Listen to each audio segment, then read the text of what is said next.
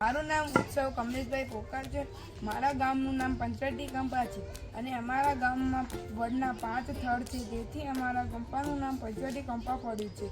તે બાદ અમારા ગામને 50 વર્ષ પૂરા થયા છે। તે નિમિત્તે અમારા ગામમાં સુવર્ણ જયંતિ મહોત્સવ તારીખ 3/5/25 અને 4/5/25નું આયોજન છે। તેને અમારા ગામની સ્થાપના કરનાર વડીલોનું સન્માન તથા બહેન અને દીકરીઓનું દાન ભેટનું આયોજન કરેલું છે।